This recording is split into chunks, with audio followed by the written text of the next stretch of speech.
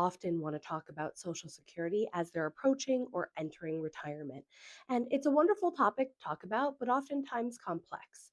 One of the first things that they'll want to know about is how it's calculated. How does Social Security work? Well, the way it's calculated currently is it's based off of our 35 highest earning years. So, what that means is if we've had more than 35 earning years, then they'll take out our lower years of earning. If we've had fewer earning years, as long as we've had 10, right? Because in order to qualify for Social Security, you have to have worked for 40 quarters, which equates to 10 years.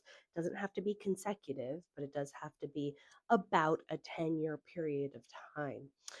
But once the you qualify, if you've had less than 35 years of earnings, then you're just going to have zeros in your equation.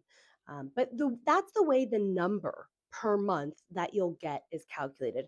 And everybody has what's called a full retirement age. That's the age in which you can collect your full benefit. It's based on the year in which you were born. In order for us to look at that benefit, you would just go to ssa.gov.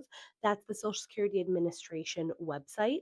And once you're in there, you'll see what's that monthly number that you can collect based on your earnings years. And the way that it looks at the forward projection is it looks to see if you were to continue earning at the same income level right now until your full retirement age, what would your benefit be?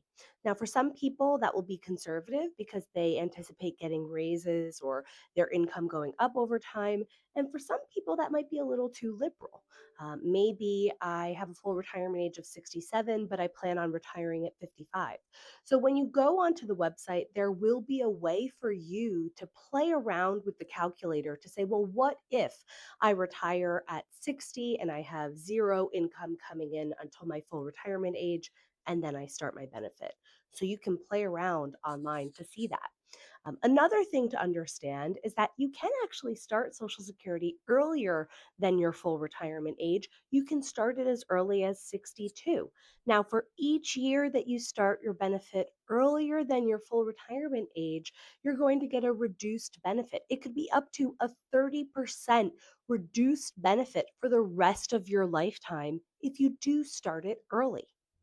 So, another thing for us to consider when we're debating when we take it is not only how much we're going to get, but what that total income could look like over on our longevity through retirement time.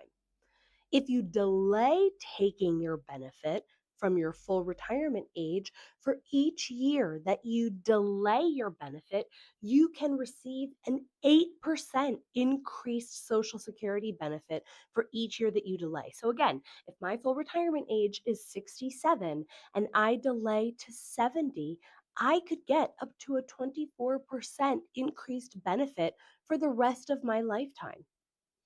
And that's impactful, not just for me, but if I'm married.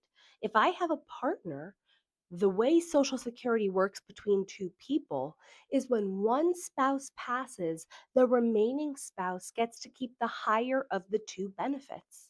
So if I had the higher benefit between me and my partner, and I not only decided to wait until my full retirement age, but push it beyond and wait until 70 to collect, I'm going to collect a higher benefit over my lifetime, but also the remaining spouse gets to keep that higher benefit over their lifetime as well after the first spouse passes. So impactful, not just for us, but for our partners. That's a maximization strategy for Social Security. Between two partners, the partner that has the higher benefit, we want to try to delay theirs as long as possible, at least a full retirement age, if not more. Now, why do we want to think about these maximization strategies? Well, we are living longer. Not necessarily healthier lives, but we are living longer. And fewer of us have pensions. The onus is on us to do the savings for Social Security. So, knowing that if we do have a Social Security benefit, we want to try to delay it to make it as large as we can. Now, what is maybe an exception to that rule? If longevity is not on our side, if we know longevity is not on our side, that could be a reason to take it early or maybe not delay our benefit. Everybody's situation is different. benefits, right? So we can't just make blanket rules or cookie cutter answers to give everybody. But that's why you should start looking at ssa.gov, see what your benefit is going to be calculated as, and what it might be by playing with the calculator if you're anticipating retiring early or having different incomes later in life. But these are the things that we need to consider if we want to plan for the best retirement possible.